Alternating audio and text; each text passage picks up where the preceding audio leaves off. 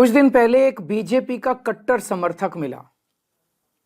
बड़ी हल्की सी गंदी सी स्माइल देके बोला, अरविंद जी अगर आप हार गए तो क्या होगा? मैंने भी मुस्कुराते हुए पूछा। मैंने कहा भाई मेरी छोड़ो, ये बताओ कि अगर मैं हार गया तो तुम्हारा क्या होगा? वो एकदम सकपका गया, बोला मतलब? मैंने कहा भाई ये बताओ तुम्हारे बच्चे कहाँ पढ़ते हैं? बोला सरकारी स्कूल में। मैंने पूछा अब सरकारी स्कूल कैसे हैं? बोला स्कूल तो बहुत अच्छे हो गए, टीचर भी बहुत बढ़िया पढ़ाते हैं, रिजल्ट भी बहुत अच्छे आ रहे हैं। तो मैंने पूछा ये बताओ कि बीजेपी की कितनी राज्यों में सरकार है? बोला 20 राज्यों में। मैंने पूछा किस राज्य में अच्छे स्कूल हैं? तो बोला कहीं नहीं। मैंने कहा फिर ये बताओ अगर मैं हार गया तो तेरे बच्चों का क्या होगा? दिल्ली के सरकारी स्कूल फिर से कबाड़ा हो जाएंगे। बोला हाँ ये बात तो है। मैंने पूछा बिजली आती है 24 घंटे? बोला हाँ आती है। मैंने पूछा बीजेपी के किस राज्य में 24 घंटे बिजली आती है? थोड़ा सा सोच के बोला कहीं नहीं। मैंने पूछा तुम्हारा बिजली का बिल कितना आता है? बोला 0। मैंने पूछा और यूपी में जहां बीजेपी की सरकार है वहां लोगों का बिजली का बिल कितना आता है? बोला जी वहां तो हजारों रुपए महीना आता है।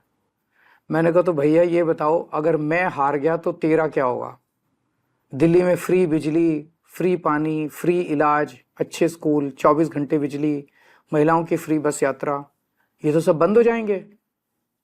कम से कम हर महीने 25,000 रुपए की चपत लगने लगेगी। है 25,000 रुपए देने को? बोला जी मेरी तो 1 लाख रुपए महीने की तनख्वाह है, उसमें भी गुजारा नहीं होता, 25,000 रुपये महीना तो कहाँ से लाऊंगा?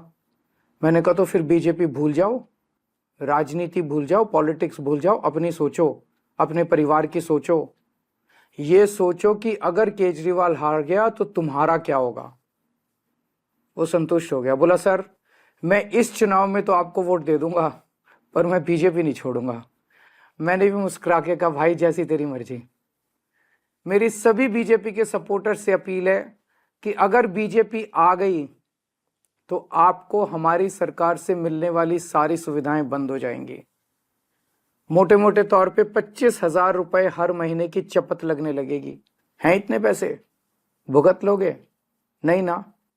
तो फिर मैं आपका भाई होने के नाते आपको सलाह दे रहा हूं, झाड़ू पे वोट दो। आप चाहे अपनी पार्टी मत छोड़ो लेकिन इस चुनाव में झाड़ू पे वोट दे दो।